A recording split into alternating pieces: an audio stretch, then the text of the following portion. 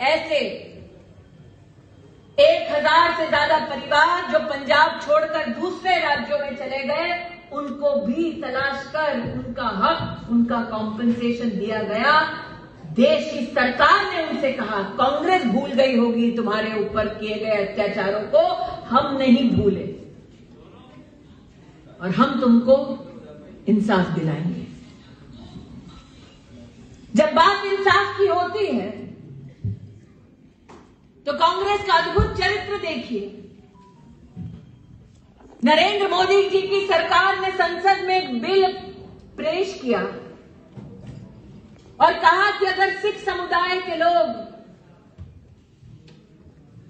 अफगानिस्तान, पाकिस्तान में फंसे हों, उनको हिंदुस्तान लौटना हो,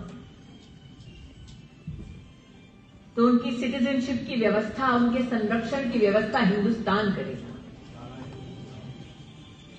कांग्रेस पार्टी ने उसका भी विरोध किया। आज मैं आपसे कहना चाहती हूं कि भारतीय जनता पार्टी के कर्मठ कार्यकर्ताओं का यह गौरव है कि प्रधानमंत्री जी की सरकार ने देवी शक्ति नामक एक प्रोजेक्ट को लॉन्च किया और अफगानिस्तान से 155 सिखों को हिंदुस्तान संरक्षित करके अगर किसी ने लौटाया तो भारतीय जनता पार्टी की सरकार ने लौटाया। इसीलिए आज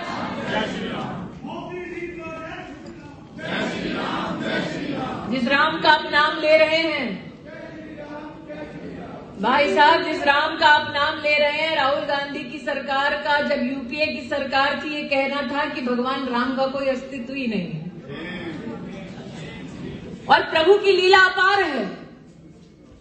जिस गांधी खानदान ने कोर्ट में दस्तावेज दे दिया कि राम लला का कोई अस्तित्व नहीं है, आज उन्हीं की औलादें जनेऊ कोट पर पहनकर मंदिर मंदिर घूम रही है।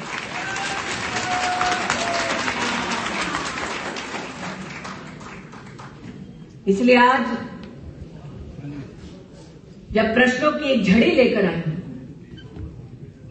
तो कांग्रेस पार्टी से एक सवाल और करती हूं। जब यहां भारत मां की जय जयकार हुई तो उस मां भारती को एक तिरंगे संविधान के नीचे सुरक्षित सुदृढ़ करने का संकल्प जो हिंदुस्तानियों का है,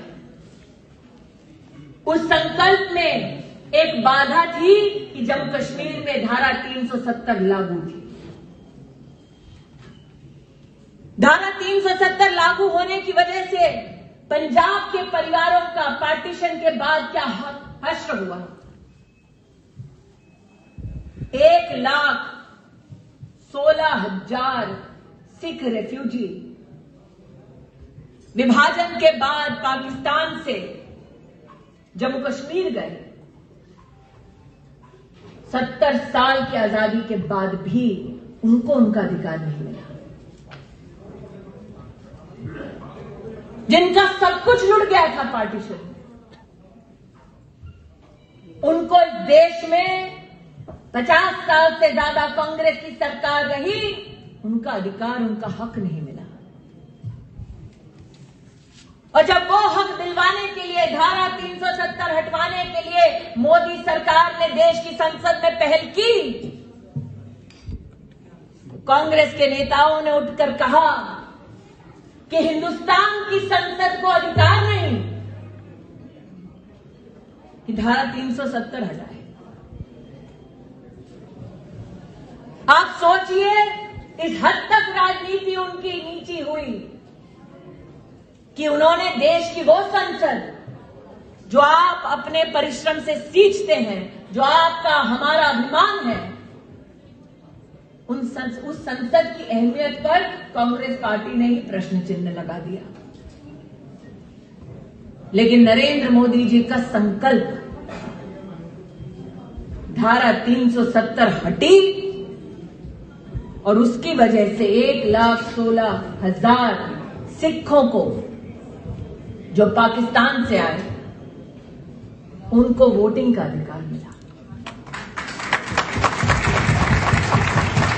इसलिए आज एक सवाल कांग्रेस पार्टी से और पूछती हूं तुम बात करते हो पंजाब की, सिखों की, पंजाबियों की, उनकी चिंता क्यों नहीं की जिनका सब कुछ लिट गया पार्टीशन में, जो आए जम्मू कश्मीर और कांग्रेस सरकार की वजह से उनके अधिकारों का संरक्षण नहीं हुआ। प्रश्नों की झड़ी बहुत है। एक उसमें और जोड़ देती हूं, क्योंकि कैंडिडेट हमारी वकालत हमसे अच्छी कर लेगी।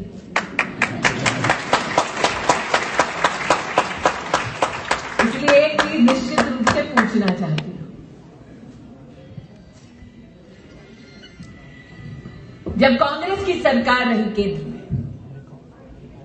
तो पंजाबियों को मिलने वाली स्कॉलरशिप मात्र 15 लाख के आसपास। मोदी की सरकार आई तो 30 लाख से ज्यादा पंजाबी बच्चों को स्कॉलरशिप मिलने लगी।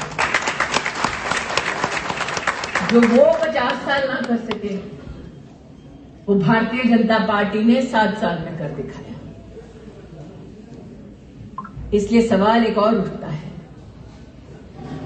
अगर ये मुमकिन है मोदी के लिए कि वो पंजाब में गरीबों के लिए 1 लाख से ज्यादा मकान बनाकर गरीबों को हस्तांतरित करवाएं,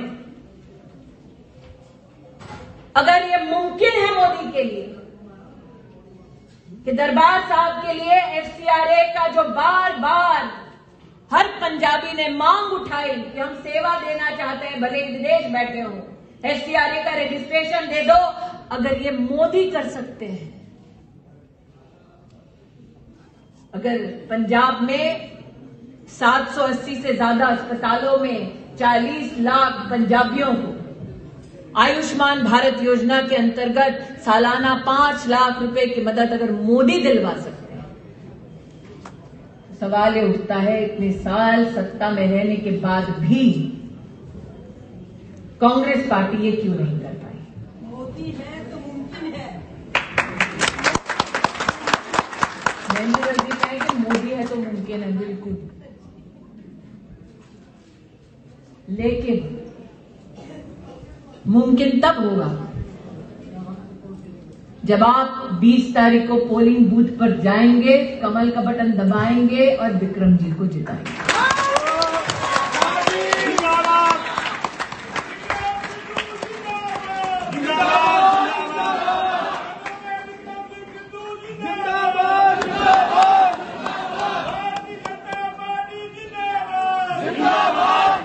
इस मंच पर आज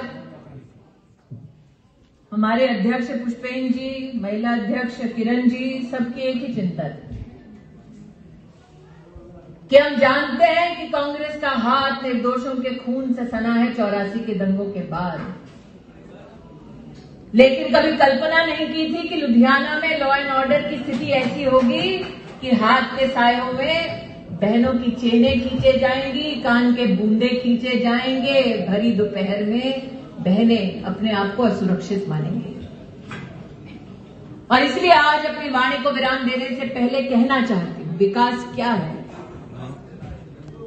विकास 84 के दंगों के विक्टिम्स को इंसाफ दिलाना है, 40 लाख से ज्यादा नागरिकों को आयुष्मान भारत की योजना तक पहुंचाना है, 1 लाख से ज्यादा गरीबों को उनका अपना घर, अपनी छत दिलवाना है, महिला को सम्मान दिलाना है। महिला सम्मान लुधियाना में तब पाएगी जब हर घर की बेटी पोलिंग बूथ पर जाकर कमल का बटन दबाए। भाई ना सोचे कि आह्वान उनके लिए नहीं है। पीछे भाई साहब इंतजार कर रहे हैं, बहनों का तो ठीक है, हमारा कब बोलोगे। भाई ये ना समझे कि आह्वान मात्र बहनों के लिए है। ये वोट मात्र विक्रम जी के लिए नहीं, हर उस नागरिक के लिए है जिसने अपने बैंक के खाते में सीधा भारत की तिजोरी से नरेंद्र मोदी जी की सरकार में कोई ना कोई ग्रांट पाई है। ये वोट उस परिवार के लिए है जिसे पार्टीशन के बाद पहली बार हिंदुस्तान में अपने अधिकारों को पाया है। ये वोट हर उस व्यक्ति का है जिसने एनएचएआई के कामों को बढ़ते देखा है, सिंचाई के कामों को और सुदृढ़ होता देखा है, जिसने नरेंद्र मोदी की सरकार में विकास के अलग अलग कार्यक्रमों के माध्यम से पंजाब और भारत के नवनिर्माण में एक अमिट छाप छोड़ी है, एक अहम भूमिका निभाई है। और वैसे भी विकास की जब बात करते हैं तो वो लक्ष्मी स्वरूपा जैसी दिखती है, और लक्ष्मी का स्वभाव है, लक्ष्मी जब घर आती है तो किसी का हाथ पकड़कर नहीं आती। लक्ष्मी जब आती है तो झाड़ू भी नहीं लगाती। लक्ष्मी आती है तो कमल पर बैठ कर आती है। इसलिए अगर लक्ष्मी को घर लाना है तो कमल का बटन दबाना है। विकास रूपी लक्ष्मी को आप घर ले आएंगे, कमल का बटन दबाएंगे और विक्रम जी को अपना विधायक बनाएंगे। आज आप सबके चरणों में इस निवेदन को अर्पित करते हुए अपनी वाणी को विराम देती हूँ। जय हिंद, जय भारत। बोलो भारत माता की।